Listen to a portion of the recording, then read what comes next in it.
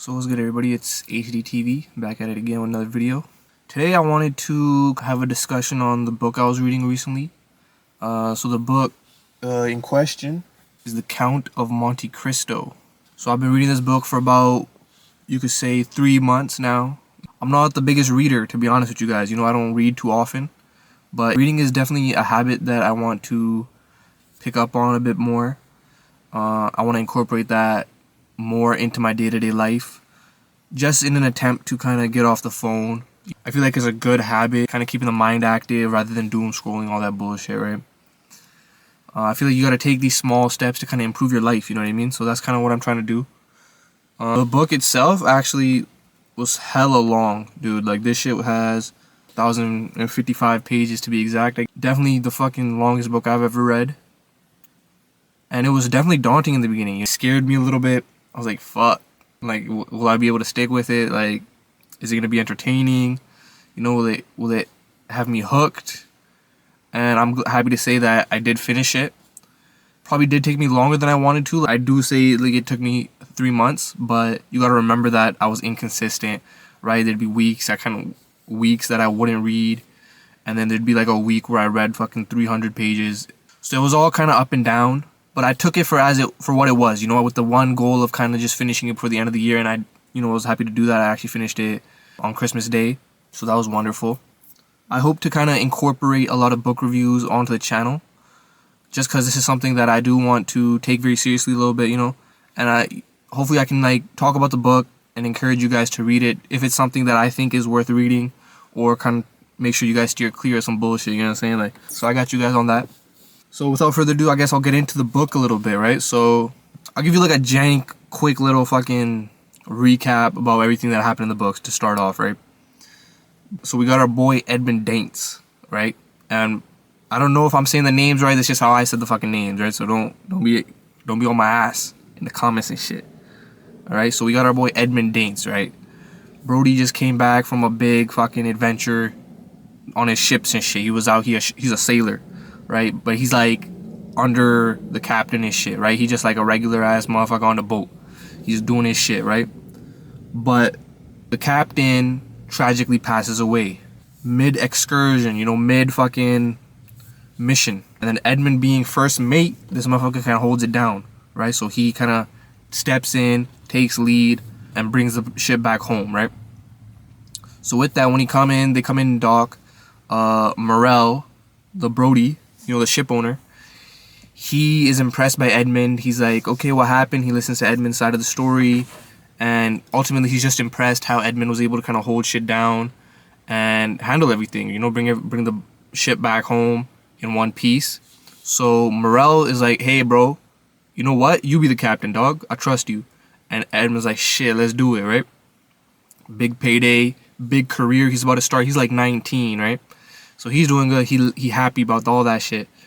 But then on the side, you got some hating ass motherfuckers. You know what I'm saying? Like, we got our boy Danglars, right? This guy's a little older guy, but he sees Edmund. He's like, yo, fuck this guy, man. Why this guy get to be the captain and shit? I've been here. I'm older, right? Like, I got more experience. Fuck this guy. You know what I mean? You little bitch. But you hear all that shit, and then you just follow Edmund, right? He goes about his day-to-day. He goes, checks in on his dad. His dad's a little older. He's a little sick. They're kind of struggling with poverty and shit. So he comes and holds it down with his dad. Dad's been struggling. He's like, Dad, you ain't gotta struggle no more. I got us, right? And then he also goes sees his shorty, right? His shorty Mercedes. Ooh, she a baddie, right? Like, he locked one down. He locked a bad one down. You know what I'm saying? And so he pumped. He went to see his girl and shit. Thing is, shorty got a little boy toy on the side, Fernand, right? This motherfucker.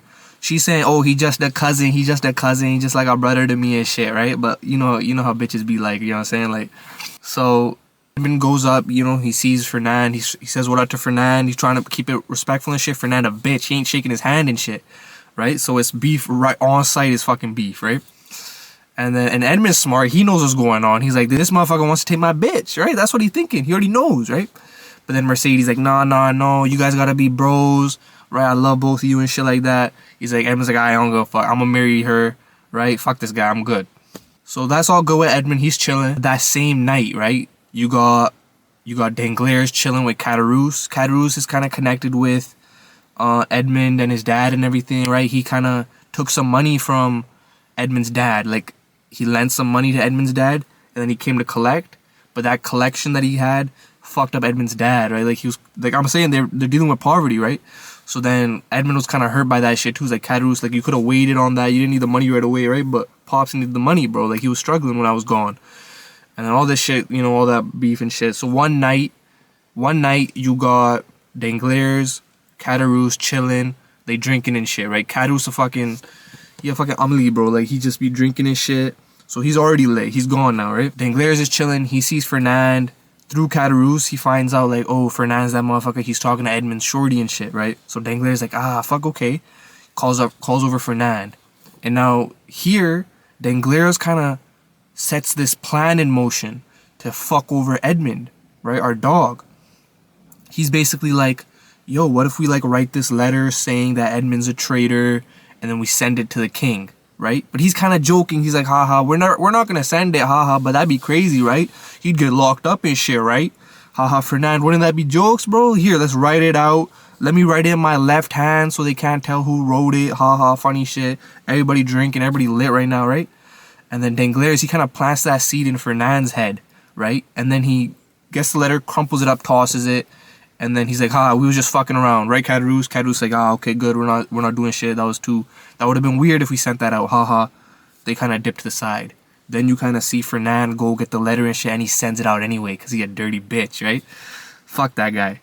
Next day is fucking our boy's wedding, bro. He about to get married to Mercedes, the baddie and shit. She thick, she in her fucking wedding dress and shit. She looking good, she feeling herself and everything, right? Big ass wedding day. You got Edmund's pops pull up in the sailor suit. He looking fresh, trim as fuck, you know what I'm saying? And then out of nowhere, boom, right as they're about to, like, walk down the aisle and shit, you got the ops pulled up. They lock our boy Edmund up. He in cuffs now. They taking him to court, right? They go to Paris and shit. There he meets a lawyer, Villefort. This motherfucker takes on Edmund's case and everything, right? He's kind of going through the motions, figuring out all the information. He's like, okay, Edmund seems like a regular chill guy, right? Maybe this is a misunderstanding. But then what happens is Edmund actually got this letter from the old captain of the ship telling him, yo, go give this letter to Noirtier in Paris, right? And it actually turns out they were part of, like, the traitors, right? This was a traitor-related letter that Edmund had in his possession. With that, Villefort reads it, and turns out Noirtier, the person that the letter was supposed to go to, is actually his dad, and his dad is a traitor, right? So what Villefort does is he burns the fucking letter, and he tells Edmund, he's like, all right, bro, you know, don't worry about it. I'll deal with you in a second. You're good, though. Chill out. Don't worry. Next thing you know, boom, they lock fucking Edmund in the box, gang. He gone. He out of there. Forgot about. Brody's in prison now. He tripping out. He's like, what the fuck? I'm innocent and shit, right? So our dog's innocent this whole fucking time. But now he's in the box now. He's fucked up, right? Years go by. He's stressing. He's struggling. He don't know what the fuck going on. Nobody knows, right? Is he a traitor? Everyone's tripping out on the outside. He in the box. He rotten. He has no connection to the outside world. No one wants to hear him out. No one's giving him, like, a chance to, you know, get justice, basically. He's tripping, bro. And then throughout that whole period, he kind of deals with suicide, right? He deals with, like, losing his faith, right? All these kind of big issues that that are tormenting him. His prison is actually connected to another prison, right? And then that old prisoner, he's kind of digging his way out. He's trying to get the fuck out of there. He's been there longer than Edmund, right? So, but that other prisoner, digging, ends up in Edmund's cell. So now they have a link between each other. Now this other prisoner, his name is Ebe Ferreira. He's been in there for a minute now. And he's been tripping. He's trying to get the fuck out of there, right? So him and Edmund, they bros now, right? They got a common understanding as the two prisoners that they are. And this Ebe, he's actually like, he's an older guy, experienced within the world. And he's basically like a priest, I'd say, right? So he has like a well of knowledge in his mind. Very intelligent guy. He's been using tools, right? Like the way his cell was set up was straight lit compared to Edmund's cell, right? Because he had that knowledge. He's been kind of using small things, creating tools, doing all this shit. And they become close, right? There's kind of like a father-son bond between the two of them. So now they've kind of established this plan of escape, right? And like I said, years are going by, so they're doing a bunch of digging, they're doing bunch of learning, right? So Edmund is gaining a lot of knowledge that the priest is kind of feeding to him. And so as the years are going by, the priest is actually kind of getting a bit older, right? Like, so he's kind of dealing with more health issues and everything. And it comes to a point where he starts to tell Edmund about this treasure that's on Monte Cristo, this island, right? The thing with the priest is that everyone thinks he's crazy because he always talks about this island and this fucking treasure that's on the island, right? But just skipping over some of the plot, there is good reason to believe that what the priest is saying is true, right? So Edmund kind of collects this information, locks in Monte Cristo in his head, and he's like, okay, the treasure is going to be on this island. When and if we get out, we'll go get the treasure and split it between the two of us. They're like, I bet. Turns out the priest starts to get these seizures, and, you know, one thing leading to another, he dead, right? Priest is dead. Now Edmund's tripping out, but at the same time, he gets a quick thought of how to escape. So the way Edmund plans on escaping now is getting into the body bag of the priest, and then, you know, he's thinking that they're gonna bury him and he'll just get out that way. But turns out when they go to bury the body, they actually just fucking toss it because the prison's on an island, right? So they just toss him into the sea, tie a cannonball to his feet, and you know, that's it. They're done with it. So Edmund's fucking alive in the bag. So now Edmund in the water kind of finesses his way out of the body bag, starts swimming to like the closest island. Lucky enough, he's a sailor, right? So he's used to being in the water and everything. Manages to get to whatever island he was closest, and he waits things out. And a passing ship kind of comes by, picks him up, scoops him up, right? After being saved, Edmund kind of builds rapport with the smuggling sailors and everything. He's a good sailor, so they see him as like a valuable piece to their crew. And, you know, some time goes by. He manages to get himself to the island of Monte Cristo, finds the treasure, and now this motherfucker balling. He filthy rich. Now, just to keep in mind, Edmund spent like 14 years in the fucking box. Okay, he was stressing in the box 14 years. So he comes out, he's a grown-ass man now. And you gotta remember, this motherfucker bitter. This motherfucker hating, right? They turn him cold-blooded. Through talking with the priest, they kind of pinpointed the people that were probably behind him being in jail, right? That'd be Caderousse, that'd be Villefort, that'd be Danglars, that'd be Fernand, right? For those four, he's like, fuck these motherfuckers, I'm gonna get my lick back, it's all good, I got it. That's what he's thinking, right? And so as years are just going by, he's just planning, he's ready, he's got a fortune now, right? He's making all the right connections, moving up in the world. He's got his shit together, but he's never kind of forgotten that main goal of getting his revenge, right? So that's revenge is like a big theme within the book. Along the way, he makes sure to bless the people that did right by him, that being Morel, the ship owner, right, that held it down, that wanted to give him that promotion early on. He kind of got fucked up later on in life, and he made sure when he got that fortune that he went back and paid his boy out, right? He also finds out that Fernand married Mercedes, that dirty bitch, you know what I'm saying?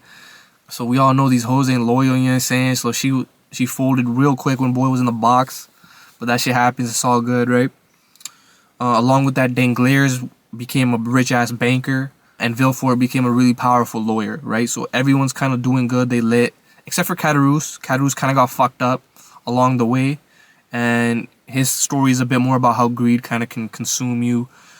The book is long as fuck, right? So I'll kind of just skip through. But basically, he pulls back up to Paris, where everybody is kind of located, right? We got all his main ops out in Paris. And when Edmund, who now kind of goes by Monte Cristo, right? That's kind of like the name he took on. And he's kind of back in society, disguised as this just rich gangster motherfucker, right? Like, he's a rich-ass dude chilling. So now, slowly throughout the book, once Edmund kind of settles into his fortune, you know, years go by, he makes all the right connections, he's plotting his revenge, right? Everything's methodical with him. He's slowly reintroducing himself to all his ops. Whether that be Fernand, Danglars, Villefort, they're all kind of living in Paris in close proximity, basically, right? And he slowly plots his revenge and lets the puts his plan into motion. So it's all super complicated, right? So I won't get into it too much. Edmund kind of starts to go by the moniker, the Count of Monte Cristo. So, I might be interchanging his name, just remember that. He slowly starts to get his lick back with all his ops, right? And Caderousse kind of gets caught up trying to rob the Count. And he dies throughout all that bullshit, right? And the Count makes sure to let him know that, he was still alive. And, all the dirt that he did, he never forgot it.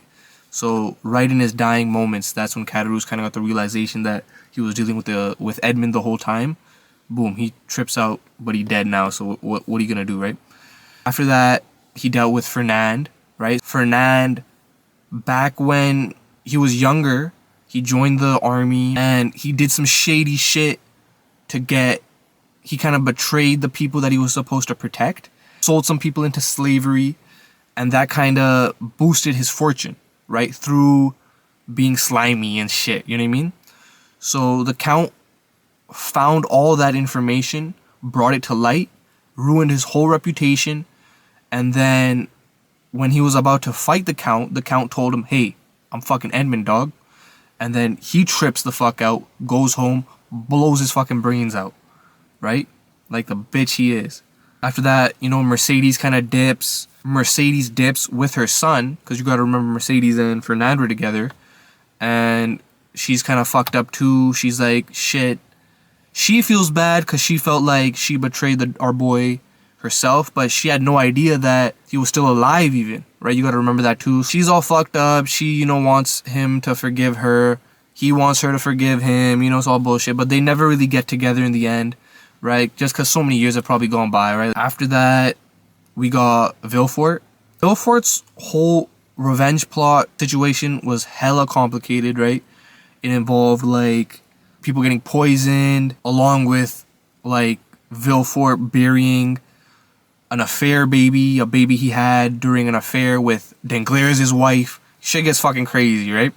All that information comes to light, ruins Villefort's reputation, and then, like I said, with the poison situation, turns out Villefort's second wife was going around poisoning people because she wanted her son to gain all of the family fortune rather than Villefort's older daughter, because the older daughter was a bit more favored by her grandfather and shit like that.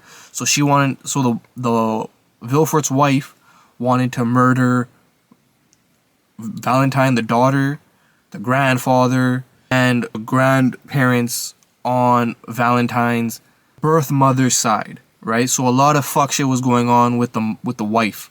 Villefort finds out, tells the wife to kill herself, and she does. So she kills herself, but she also kills her son. So that fucks Villefort up too, right? And then the Count does this whole big reveal, hey, I was here behind all this bullshit. But the Count didn't know that the wife was going to kill herself and the fucking poor son, right? So then Villefort tells him, hey, look what you fucking did, you bitch. Basically, but even though this was kind of out of the Count's hands, right? But that fucks the Count up, right? Because he didn't want to take it that far. So then you kind of deal with the whole theme of revenge leaving a bitter taste in your mouth, right? So you kind of got to deal with all the bullshit that you've created, basically. So that leads Villefort to go insane, right? So Count never kills him or anything, but he's satisfied with the fact that basically Villefort's life has gone to shit. And now the final op, we got Danglars, right? And he's basically the one that instigated the whole situation. What we do with him, or what the Count does with him, is basically makes that motherfucker poor, right? So he slowly makes him make these bad investments and fuck him up that way, so his fortune starts to decrease. He humiliates him in some instances. It's complicated. You guys can read the book. But then finally, when Danglars decides to run away with $5 million, the Count, being connected to the slums and shit, you know what I mean? He gets some of his boys to capture him, throw him in a cell, and he basically does Danglars the way Edmund was done. So he's basically in the cell, starving and shit, and they tell him, you gotta pay for whatever you want, right? So Danglars has his 5 M's on him, and they say hey, breakfast costs 50 G's, shit like that, right? So he slowly is giving them all the money that he wanted to run away with. At the end of all that, The Count pulls up, reveals himself as Edmund, and he tells him, I'll let you walk away with 50 G's, right? I forgive you. This kind of mercy, I feel like, came from the fact that Villefort lost his son and the whole wife situation. You know, that was not really in the Count's plans. So I feel like he felt like he went too far. So he wanted to forgive himself. He decided to forgive Danglars, right? Some deep shit. Danglars walks out with 50 G's. Villefort went insane. Caderousse is dead. Fernand killed himself. That was what happened to all the ops. And Mercedes is left living as like a widow, damn near poor.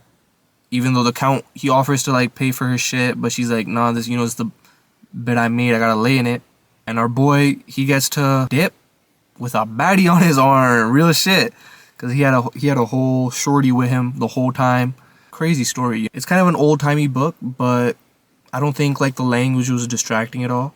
I feel like shit moved pretty quick, so it kept my attention. I was always engaged for the most part. There's always a few areas where I guess you could say it lags a bit, but I don't think it was stuff that you cut. I think that was necessary material that just didn't click at the time, because sometimes when you get out of the Count's perspective, you're not as interested, right? Because the Count's kind of like the main character. It's written very well. It's one of those, I feel like it's one of those great reads that I feel like everyone should read at some point in their life. Yeah, and I feel like it's a really good book. The fact, and just understanding that the book is so long, I would say that payoff is definitely worth it. I feel like you're there with Edmund from the very beginning, right? You feel his pain and all his suffering, and you're with him on this journey for revenge, right? You want him to inflict that same type of pain that he had to go through because of all the people that wronged him. And revenge is a big theme in the book. You feel that throughout the story. And I feel like it says a lot about, how revenge can consume you. And sometimes you got to think about whether it's worth it or not, I feel like, right? Because Edmund came out of his fucked up situation with more money than he could probably ever spend, right? That's the type of fortune we're talking about. And he still decided to pursue his desire for revenge. Whether that be a good thing or a bad thing, I guess that's up to your interpretation of the story. So the book really made me think about how, I guess, revenge could consume you, right? But it also made me think about how Edmund having that purpose for living is kind of what got him through all the fuck shit that he had to deal with, right? Because he wanted his revenge so bad that motivated him to stay in shape in the prison. That motivated him to not want to kill himself because he just wanted to fucking make sure that the people that did him dirty got done worse, right? And even Mercedes at near the end of the book, when they kind of had their final conversation together, Fernand's dead and everything, she mentions this thing where she says, I'm only like 38 years old, but I look 50, right? And that she blames the fact that she let grief consume her and how she just decided to live in this miserable existence. She lost her faith, right? And she just let all her beauty kind of wither away. Even though she's still kind of described as beautiful, I understand what she's saying. There's kind of a point to mention that all of the Count's hair is black and luscious and strong and everything, and that he has like young man features and all this stuff. The fact, like, trying to say that he's maintained his youth over the years. And Mercedes, on the other hand, kind of mentions how her hair is going white. She's got bags under her eyes and all that. So yeah, that really made me think about how it's important to move through life with purpose. I guess that purpose is what ultimately keeps you young. The fact that you want to continue to get better. And you're just on your mission. You're on your grind, right? And I feel like it really made me think about that being just something healthy for you. Always having your goals, always having something to reach for, and pushing yourself to just continuing to be better. Because I feel like that's what Edmund was kind of thinking about throughout this journey of vengeance, right? He wanted to make sure that he had more knowledge than Villefort. He wanted to make sure he had more money than Danglars. He wanted to make sure he was more clever than Caderousse. He wanted to make sure that he had an even better baddie than fucking Fernand, right? In Haiti, near the end of the book. He leveled himself up in every fucking aspect of life. It all came down to the fact that he wanted to be able to stand over all his fucking ops, look him dead in the face and be like, hey, I'm the fucking guy that you cast aside, that you wronged, and look at me now, right? It also made me really value knowledge in a new way, because Edmund was always the smartest guy in the room, right? Everyone was always in awe when he spoke. He demanded respect, and a lot of that came from the fact that he knew so much. He was well traveled, well spoken. He knew multiple languages, and he was respected amongst his peers, and that made all his ops kind of want to respect him as well. He fostered all these strong bonds with all these different people. Everyone kind of felt like they had the Count on their side, right? He was just a master with words, but he was charismatic. He was intimidating when he needed to be. He was cunning. All these personality traits he gained just through his desire for revenge. I feel like all of it can kind of come back to that. The revenge that he sought influenced damn near every single decision from that point on. It's definitely what kept him alive, I'd say. The story also really made me think about the power of patience, right? The power of methodically planning your way to your end goal, or to success, or to whatever it may be, right? In this case being the revenge that he seeks so desperately for. He never just got his fortune, seeked out his ops, and deaded him right there or anything like that, right? Like, he really thought about every single step that he wanted to take. He looked into each one of them, really fucking dissected them, found all their fucking skeletons, and one by one picked them off. One by one led them to fucking madness. One by one just fucking destroyed every aspect of their life, destroyed everything they had going for them, destroyed everything that they built. So Edmund was on some other shit for real, bro. Like, you do not want that motherfucker as an op. And that can be true for any type of person. You don't want anyone like that to be creeping in the shadows of wherever you've been. I guess it really makes you think about all the people you might have wronged in your own life. Makes you think about skeletons in your own closet. I guess in a way sort of encourages you to just be a good person. There's no real reason to go through life with enemies like this, right? Because you never know what that enemy might take to heart, or what might become of that enemy. You never know, right? Like, you can do somebody dirty, move on with your own life, but that scar that you left on them is never gonna heal right, you know what I mean? And that's something that they're always gonna carry with them. It makes me think about the people that have wronged me in my life, makes me think about the people I've wronged. Understanding how the people that have hurt me have made me feel, and how they've kind of brought me to a possible low point in my life. It makes me think about how I might have done the same for somebody else. And it also made me think about how just good people in general make strong impressions on you, right? Because the way the Count played it was just being this godly being among men. He was kind-hearted, embraced everybody. And that's what led everyone to kind of want to be his friend. Everybody wanted to befriend him. That's why his circle was so strong. That's why it was so easy for him to connect with people. It was so easy for him to network. Just with that facade of just being such a good guy. Not to say it was a complete facade, but that's what led to people like Danglars lowering their guard in his embrace.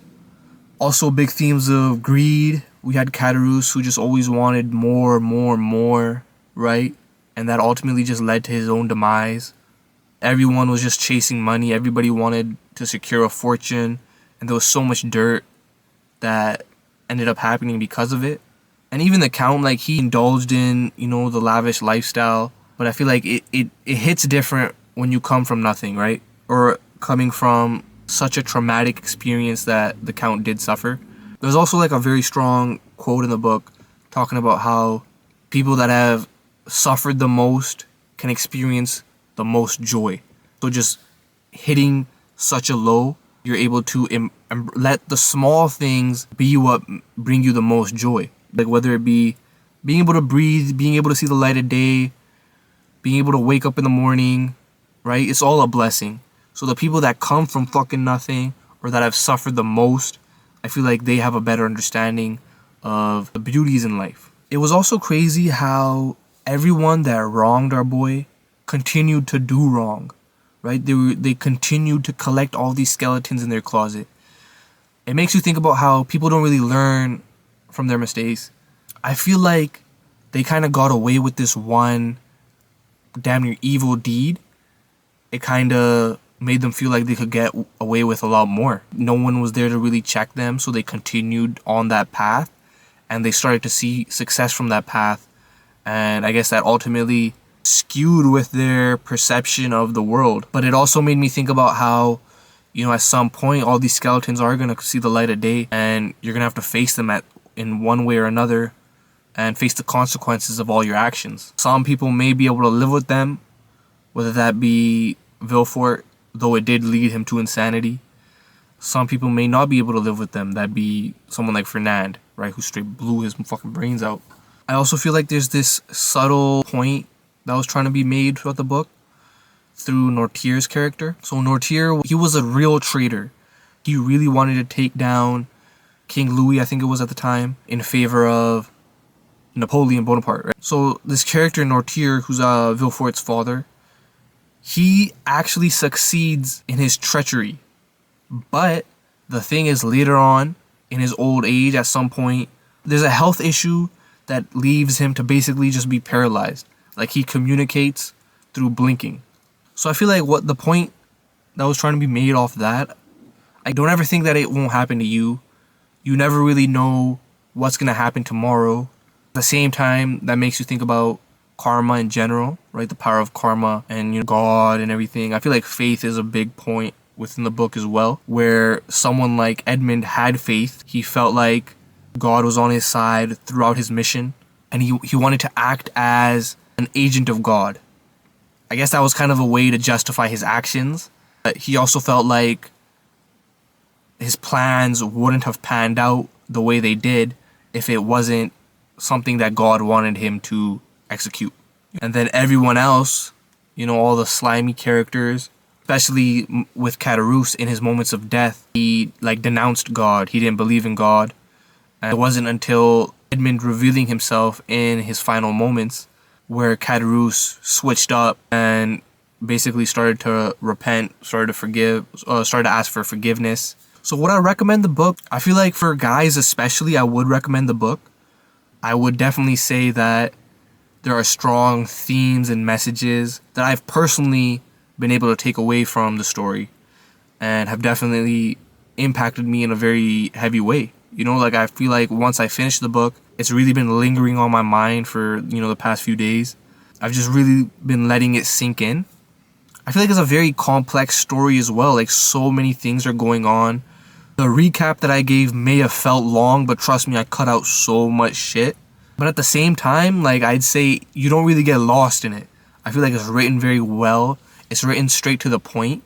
I feel like there's strong passages within the book as well. I didn't go through the book and sticky note anything or like highlight key moments of dialogue or phrases that I really cared about. But there was one, so I do want to share that with you motherfuckers right now. Alright, listen to this. Youth is a flower of which love is the fruit. Happy is he who, after having watched its silent growth, is permitted to gather and call it his own. That shit was rowdy as fuck. It's a quote I don't think I fully understand yet. It's heavy, gang. This shit was heavy. I feel like it was a really good read. I hope this kind of encourages you guys to give the book a shot or just reading in general, right? I feel like there's a lot of life lessons that we can take away from fiction, especially. As guys, I feel like it's easy for us to gravitate towards those self-help books rather than the fiction books. But I think within fiction are the same themes that these self-help books are trying to express, but they're told in a way that gives you stronger examples, gives you more powerful examples through the art of storytelling. That's why I guess we watch movies.